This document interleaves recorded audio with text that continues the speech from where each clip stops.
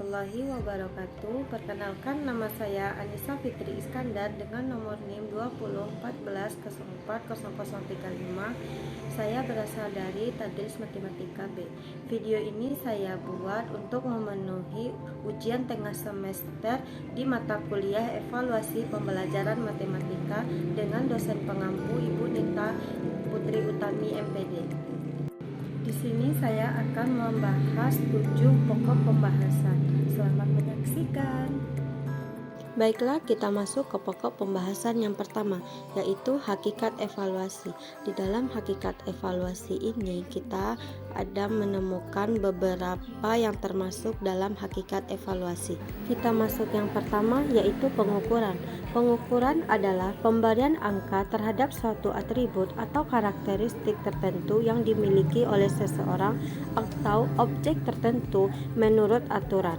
Adapun pengukuran menurut pendidikan biasanya bersifat kuantitatif, yaitu memerlukan statistika dalam perhitungannya. Adapun contohnya dalam pendidikan yaitu mengukur presentasi belajar siswa dengan cara diberikan soal-soal berbentuk tes atau kuesioner dan mengelola hasil jawaban mereka dalam bentuk angka-angka. Itulah presentasi yang dicapai seorang siswa. Adapun yang kedua yaitu penilaian. Penilaian adalah sebuah proses mengumpulkan data untuk menentukan sejauh mana dan dalam hal apa bagaimana tercapainya tujuan pendidikan, apa dan bagaimana yang belum tercapai dan apa yang menjadi penyebabnya, serta apa tindakan lanjutnya. Penilaian ini bersifat kualitatif, misalnya sangat baik, cukup, baik, kurang, dan sangat kurang. Adapun tujuan penilaian. Tujuan penilaian itu yang pertama untuk mengetahui tingkat penguasaan kompetensi dalam sikap, pengetahuan, dan keterampilan yang sudah dan belum dikuasai seorang sekelompok peserta didik untuk ditingkatkan dalam pembelajaran remedial dan program pengayaan. Adapun yang kedua, untuk menetapkan ketuntasan penguasa kompetensi belajar peserta didik dalam kurun waktu tertentu, yaitu harian, tengah semester, 1 tahun, dan masa studi satuan pendidikan. Adapun yang ketiga, untuk menetapkan program perbaikan atau pengayaan berdasarkan tingkat penguasaan kompetensi bagi mereka yang didefinisikan sebagai peserta didik yang lambat atau cepat dalam belajar dan mencapai hasil belajar. Yang terakhir yaitu memperbaiki proses pembelajaran pada pertemuan semester berikutnya. Adapun contoh penilaian. Salah satu ciri dari penilaian dalam pembelajaran berbasis kompetensi, yaitu dilakukannya penilaian terhadap pencapaian siswa pada setiap kompetensi dasar dan hasil penilaian dianalisis serta ditindaklanjuti. Rancangan penilaian disusun berkompetensi dasar. Misalkan dalam 1 semester ada 8 kompetensi dasar, maka sebelum pembelajaran berlangsung telah disiapkan 8 set rancangan penilaian hasil belajar yang isinya sinkron dengan kegiatan pembelajaran. Adapun yang ketiga yaitu evaluasi. Evaluasi adalah sarana untuk mendapatkan informasi yang diperoleh dari proses pengumpulan dan pengelolaan data. Proses ini dilakukan melalui pengukuran. Setelah itu dilakukan penilaian dalam rangka mengkategorikan baik, sedang, atau kurang. Adapun fungsi evaluasi, yang pertama yaitu selektif.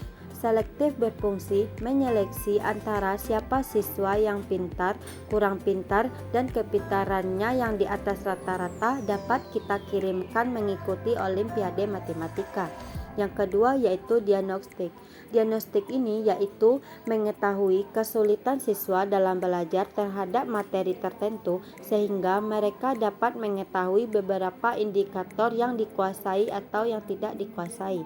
Yang ketiga yaitu fungsi penempatan, di mana kita memberi tes dan dapat menentukan siswa dalam keunggulannya pada bidang tertentu.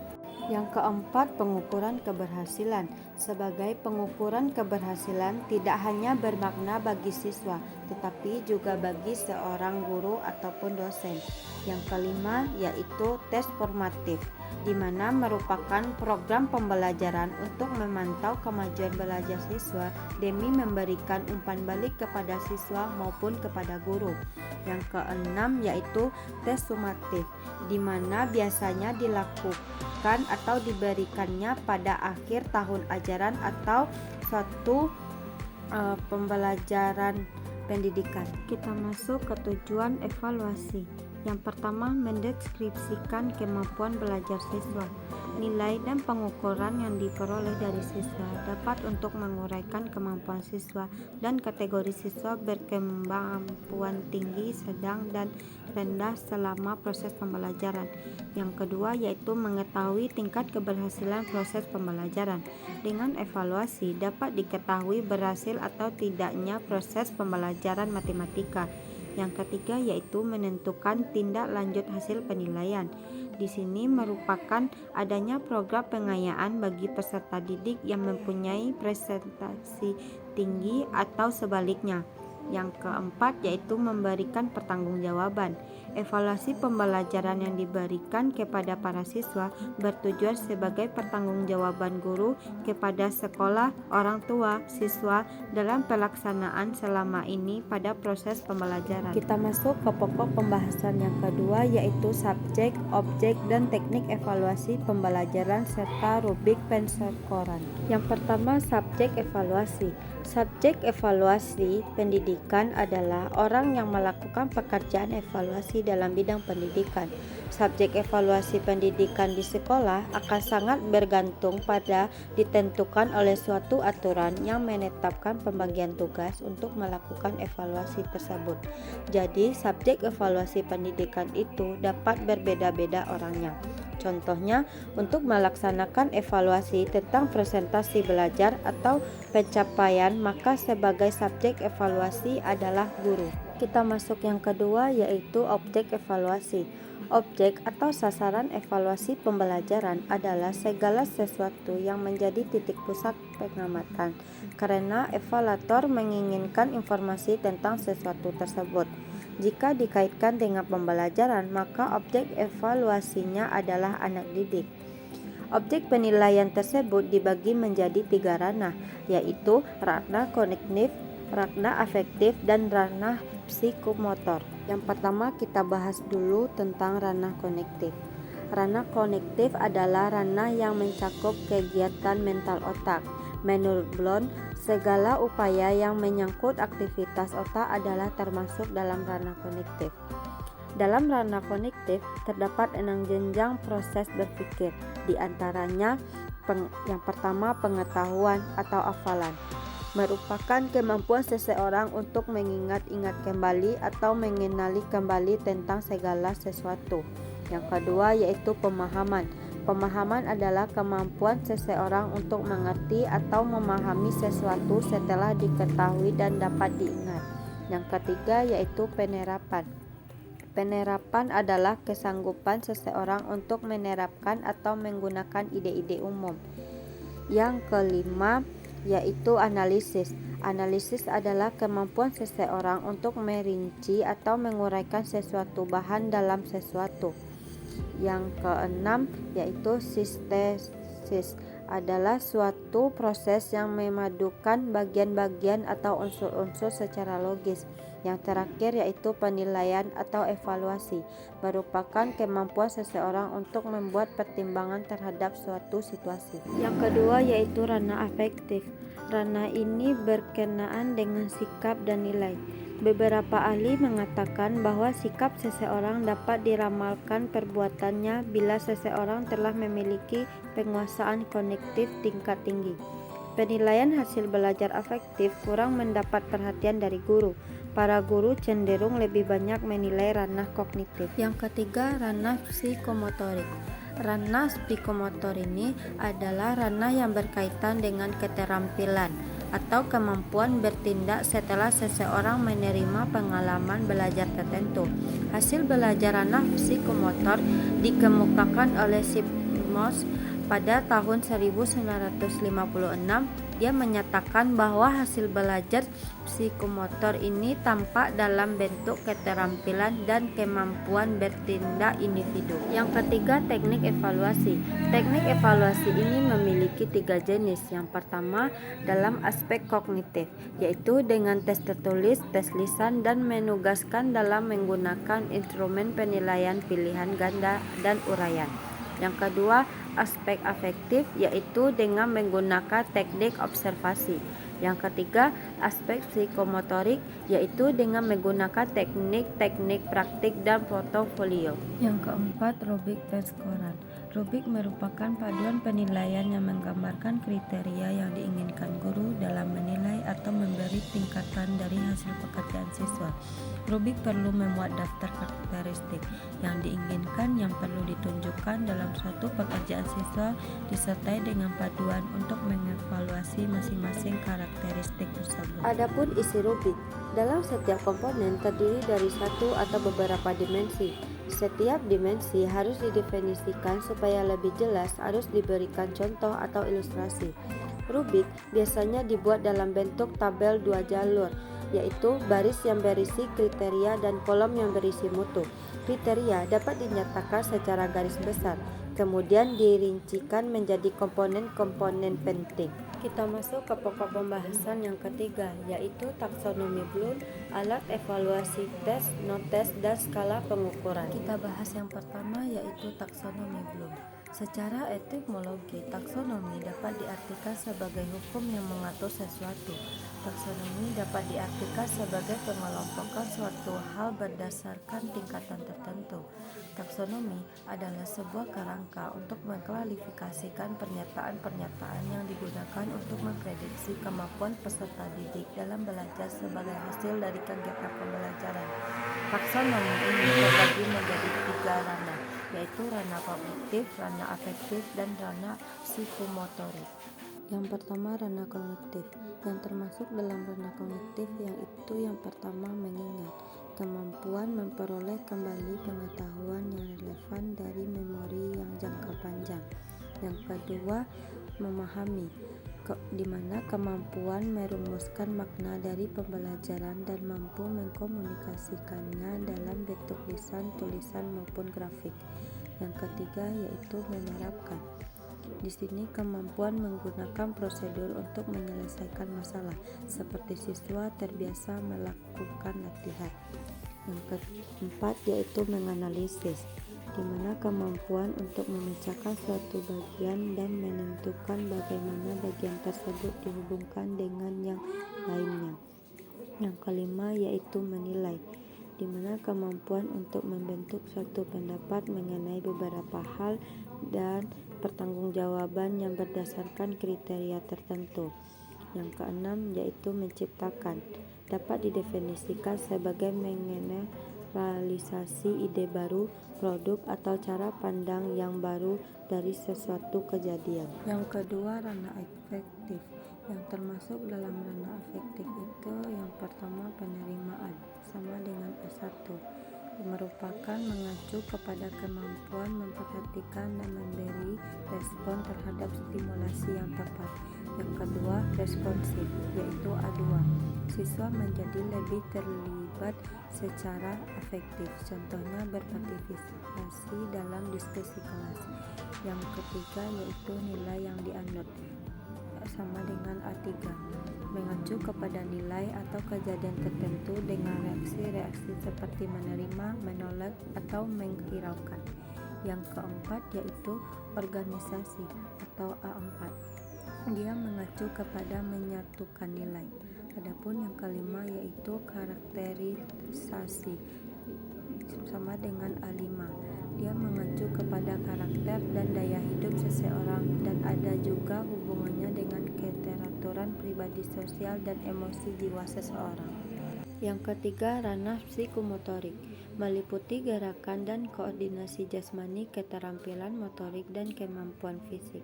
Ada 5 kategori dalam ranah psikomotorik, yaitu yang pertama peniruan atau P1, terjadi ketika siswa mengamati suatu gerakan mulai memberi respon serupa dengan yang diamati. Yang Yang kedua, manipulasi atau P2, menekankan perkembangan kemampuan mengikuti pengarahan suatu penampilan melalui latihan. Yang ketiga, ketetapan atau P3, memerlukan kecermatan, proporsi, dan kepastian yang lebih tinggi dalam penampilan. Yang keempat, artikulasi atau P4, menekankan koordinasi suatu rangkaian gerakan dengan membuat urutan yang tepat. Yang kelima, pengalamiahan atau P5, menurut tingkah laku yang ditampilkan dengan paling sedikit mengeluarkan energi fisik maupun psikis. Adapun yang kedua, alat evaluasi. Yang pertama kita bahas dulu tes. Tes diartikan sebagai alat dan memiliki prosedur sistematis yang dipergunakan untuk mengukur dan menilai suatu pengetahuan atau penguasaan objek ukur terdapat seperangkat konten dan materi tertentu. Menurut Suhartino Arikonto menyatakan tes adalah alat atau prosedur yang digunakan untuk mengetahui atau mengukur sesuatu dalam suasana dengan cara dan aturan yang sudah ditentukan. Adapun ciri-ciri tes yang baik yaitu valid, tesnya tepat dalam mengukur. Yang kedua, reliable, tesnya tetap dalam mengukur. Yang keempat, objektif, dan yang keempat, praktikabilitas dan ekonomis. Kita masuk ke jenis alat evaluasi tes. Yang pertama, menurut sifatnya, teks dapat dikelompokkan menjadi teks verbal dan nonverbal. Tes verbal yaitu tes yang menggunakan bahasa sebagai alat untuk melakukan tes, sedangkan tes nonverbal adalah tes yang tidak menggunakan bahasa sebagai alat untuk melaksanakan tes, tetapi menggunakan gambar dan sebagainya. Adapun yang kedua, pengelolaan tes atau kegiatan pembelajaran, yaitu tes awal pre-test dan tes akhir post-test. Tes awal dilaksanakan sebelum bahan pembelajaran diajarkan dan materinya pun diajarkan pada saat pembelajaran berlangsung. Adapun tes akhir dilaksanakan untuk mengetahui apa semua materi pelajaran yang dikuasai itu dapat dicerna oleh peserta didik. Yang ketiga, berdasarkan aspek psikis, terbagi atas 5 golongan. Yang pertama, tes inteligensi, untuk mengungkap tingkat kecerdasan seseorang. Adapun yang kedua, tes kemampuan, tujuannya untuk mengungkap bakat seseorang. Yang ketiga, tes sikap. Yang keempat, tes kepribadian. Dan yang kelima, tes hasil belajar. Kemudian yang keempat, pengelolaan tes atas dasar jumlah peserta yang mengikuti tes, seperti tes individu dan tes kelompok. Tes individu di mana pelaksanaannya berhadapan dengan satu orang peserta. Yang kedua, tes kelompok, pelaksanaan tesnya berhadapan lebih dari satu orang. Adapun yang kelima, menurut pembuatannya, tes dapat dikelompokkan menjadi tes standar dan tes buatan guru, di mana tes standar dilakukan dengan prosedur yang seragam untuk menentukan nilai dan administrasinya. Sedangkan tes buatan guru yaitu cenderung lebih difokuskan kepada tujuan instruksional untuk kelas tertentu. Adapun yang terakhir, sedangkan tes objektif, tes yang membentuk soal sedemikian rupa sehingga memberi kesempatan kepada murid untuk menjawab secara bebas. Kemudian kita masuk kepada notes. Notes adalah cara penilaian hasil belajar peserta didik yang dilakukan tanpa menguji peserta didik, tetapi dengan melakukan pengamatan secara sistematis. Teknik evaluasi non-tes ini berarti melaksanakan penilaian dengan tidak menggunakan tes. Teknik penilaian ini umumnya untuk menilai kepribadian anak secara menyeluruh. Kemudian kita masuk ke jenis evaluasi non-tes. Yang pertama ada angket. Angket adalah untuk mengumpulkan data yang berupa pernyataan yang disampaikan kepada responden yang dijawab secara tertulis. Angket ini merupakan instrumen evaluasi non-tes yang berupa mengukur di ranah efektif di dalam kelas ataupun di luar kelas. Adapun yang kedua yaitu wawancara. Wawancara atau interview yaitu suatu cara mendapatkan data dan suatu masalah dengan jalan menanyakan jawaban masalah. menanyakan pendapat terhadap suatu persoalan kepada seseorang. Adapun yang ketiga, pengamatan atau observasi. Observasi merupakan suatu kegiatan yang dilakukan untuk melihat sejauh mana pelaksanaan suatu tindakan telah dilaksanakan dan untuk mengevaluasi ketepatan tindakan yang dilakukan. Adapun yang keempat, portofolio. Dalam bidang pendidikan, portofolio berarti kumpulan dari tugas-tugas siswa. Penilaian portofolio ini pada dasarnya menilai karya individu untuk satu mata pelajaran tertentu. Jadi portofolio ini adalah suatu metode pengukuran dengan melibatkan siswa untuk menilai kemajuannya dalam studi tertentu. Kita masuk ke pokok pembahasan yang ketiga, yaitu skala pengukuran. Skala merupakan perbandingan antara kategori di mana masing-masing kategori diberi bobot nilai yang berbeda. Sedangkan pengukuran merupakan cabang ilmu statistik terapan yang bertujuan untuk membangun dasar-dasar pengembangan tes yang lebih baik sehingga dapat menghasilkan tes yang berfungsi secara optimal, valid, dan reliable. Jadi, skala pengukuran merupakan kesepakatan yang digunakan sebagai acuan untuk menentukan panjang pendeknya interval yang ada dalam alat ukur, sehingga alat ukur tersebut bila digunakan dalam penelitian akan menghasilkan data kuantitatif. Kita masuk ke jenis skala pengukuran. Skala pengukuran ini memiliki 4 macam. Yang pertama, skala nominal. Skala nominal yaitu skala yang paling sederhana untuk disusun dan juga memberikan suatu sistem kualitatif untuk mengkategorikan orang atau objek ke dalam kategori, kelas, atau klasifikasi. Adapun yang kedua, skala ordinal. Skala ordinal ini adalah angka yang diberikan di mana angka-angka tersebut mengandung pengertian tingkatan. Skala nominal digunakan untuk mengurutkan objek dari yang terendah ke tinggi atau sebaliknya. Adapun yang ketiga, skala interval. Skala pengukuran interval benar-benar merupakan angka. Data interval dapat dioperasikan dengan operasi hitung, tetapi dalam data interval tidak memiliki angka non-mutlak. Adapun yang keempat, skala rasio. Data rasio adalah data di mana antara interval yang satu dengan yang lain mempunyai jarak yang sama dan mempunyai nilai nol yang tetap. Kemudian kita masuk ke pokok pembahasan yang keempat, yaitu tujuan instruksional, pengertian, persyaratan, dan ciri-ciri tes yang baik. Yang pertama ada tujuan instruksional. Tujuan instruksional merupakan penjabaran dari tujuan pendidikan dalam sistem pendidikan. Secara nasional, tujuan pendidikan tercantum dalam pembukaan Undang-Undang Dasar 1945, yakni mencerdaskan kehidupan bangsa. Jadi, tujuan instruksional adalah kemampuan yang harus dicapai oleh siswa yang menjadi tujuan proses belajar mengajar. Adapun tujuan instruksional dibedakan menjadi 2 macam, yaitu tujuan instruksional umum dan tujuan instruksional khusus. Kita bahas tujuan instruksional umum. Tujuan instruksional umum adalah tujuan pembelajaran yang sifatnya masih umum dan belum dapat menggambarkan tingkah laku yang lebih spesifik.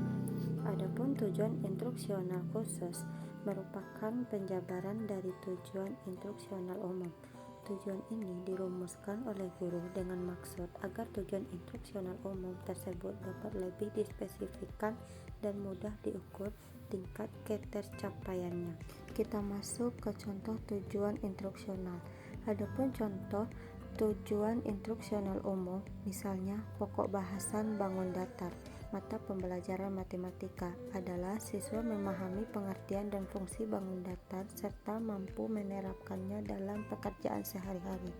Adapun contoh tujuan instruksional khusus, misalnya siswa dapat menjelaskan pengertian apa itu bangun datar, tetapi siswa dianggap belum menguasai tujuan tersebut karena hanya mampu menjelaskan pengertiannya saja.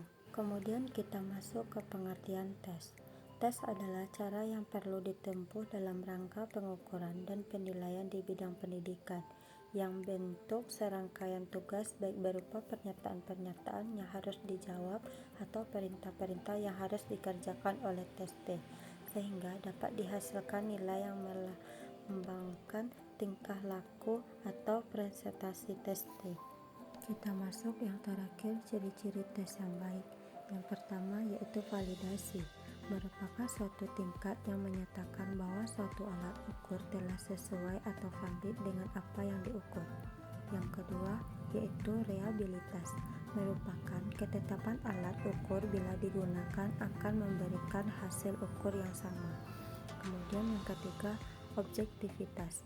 Sebuah tes dikatakan memiliki objektivitas apabila dalam melaksanakan tes itu tidak ada faktor subjektif yang mempengaruhi.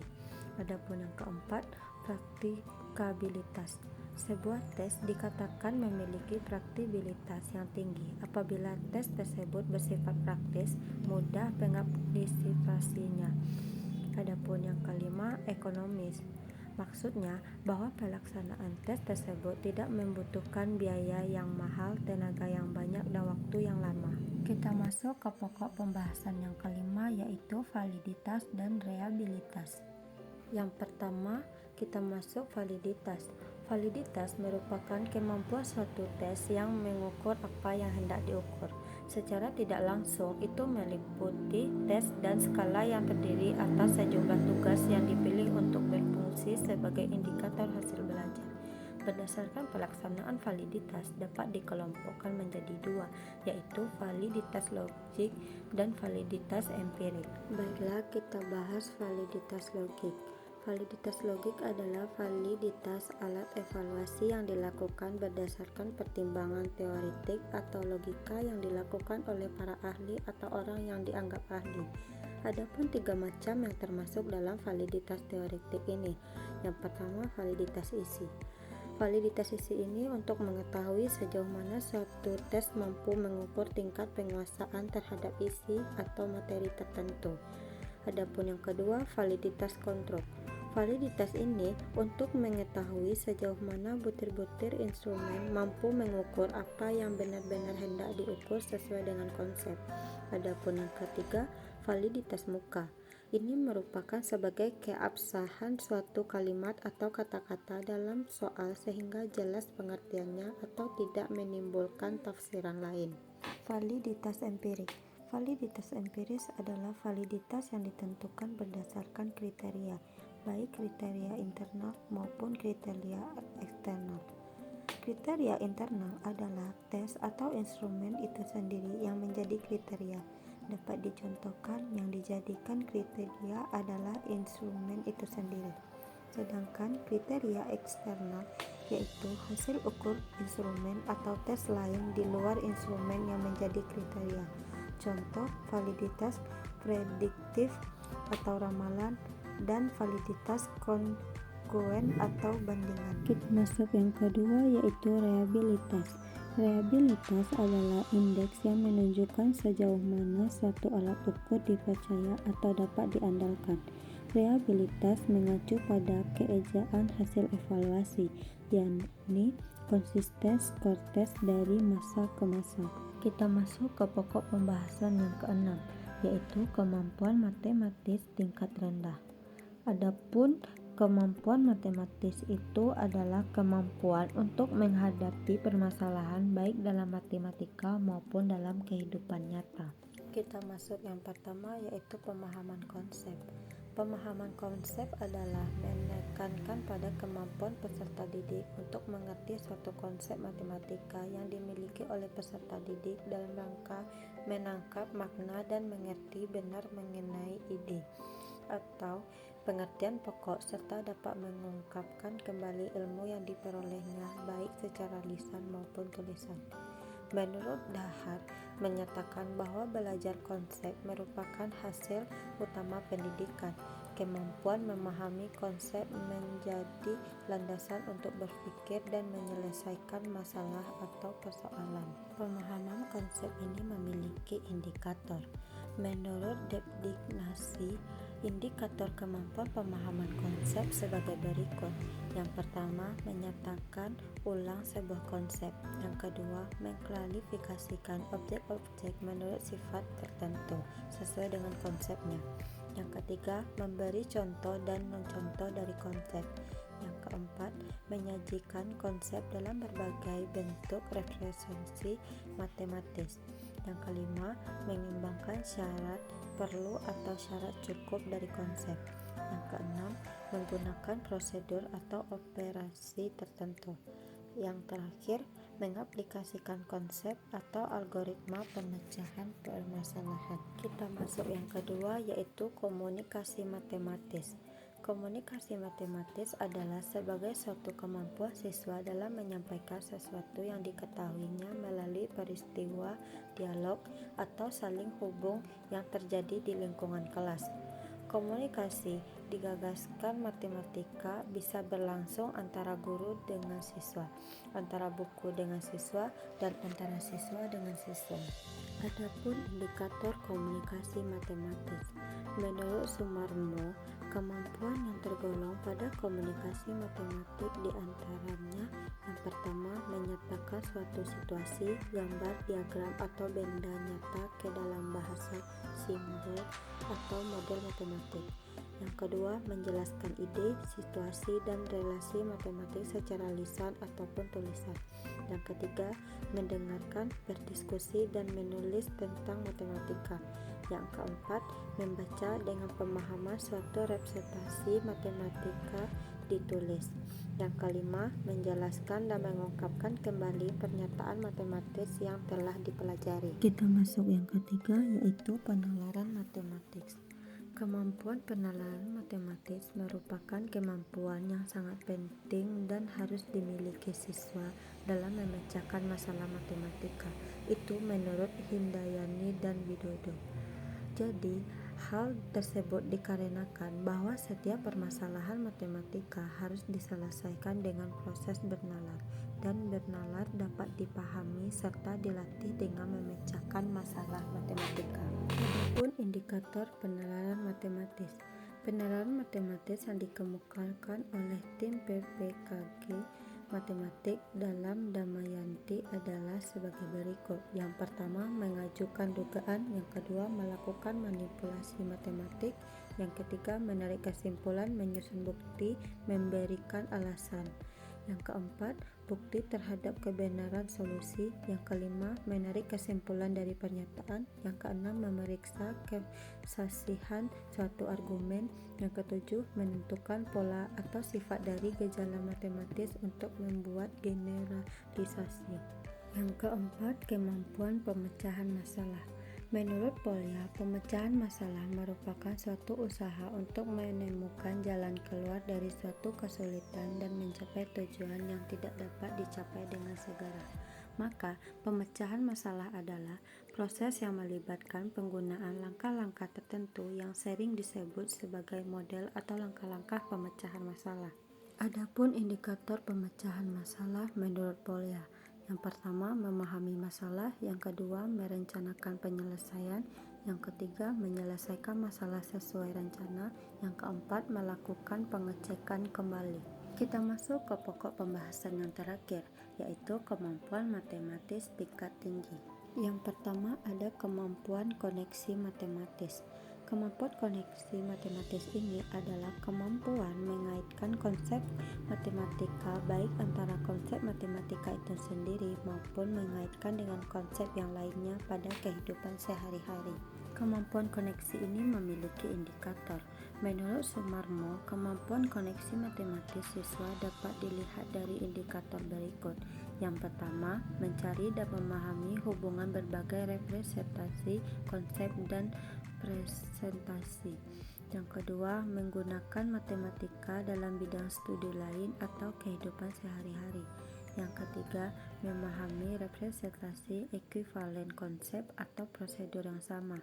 Yang keempat, mencari koneksi satu prosedur ke prosedur lain dalam representasi yang ekuivalen. Yang kelima, menggunakan koneksi antara topik matematika. Adapun yang kedua, kemampuan berpikir kritis. Menurut Piaget dan Foster, berpikir kritis adalah jenis berpikir lebih tinggi yang bukan hanya menghafal materi tetapi penggunaan dan manipulasi bahan-bahan yang dipelajari dalam situasi baru. Jadi, berpikir kritis adalah kemampuan untuk menafsirkan, menganalisis, mengevaluasi suatu ide hasil observasi, informasi, serta membuat reputasi yang didasarkan dengan adanya. Adapun indikator kemampuan berpikir kritis menurut Ernest, yang pertama memfokuskan diri pada pertanyaan, yang kedua menganalisis dan mengklarifikasi pertanyaan, jawaban, dan argumen, yang ketiga mempertimbangkan sumber yang terpercaya, yang keempat mengamati dan menganalisis deduksi, yang kelima menginduksi dan menganalisis induksi, yang keenam merumuskan eksplanatori, yang ketujuh kesimpulan dan hipotesis, yang kedelapan menarik pertimbangan yang bernilai, yang kesembilan menetapkan suatu aksi, yang kesepuluh berinteraksi dengan orang lain. Kita masuk yang ketiga, yaitu kemampuan berpikir kreatif. Menurut Monandar berpendapat bahwa berpikir kreatif ialah memberikan macam-macam kemungkinan jawaban berdasarkan informasi yang diberikan dengan menekankan pada keragaman jumlah dan kesesuaian.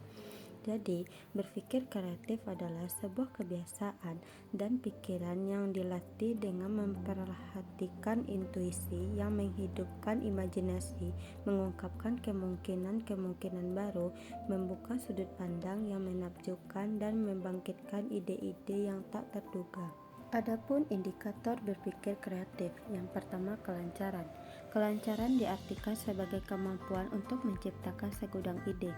Yang kedua, fleksibilitas, merupakan kemampuan seseorang individu untuk mengungkapkan mentalnya ketika suatu keadaan atau masalah secara instan dari berbagai perspektif. Yang ketiga, elaborasi. Elaborasi ini diartikan sebagai kemampuan untuk menguraikan sebagian objek tertentu.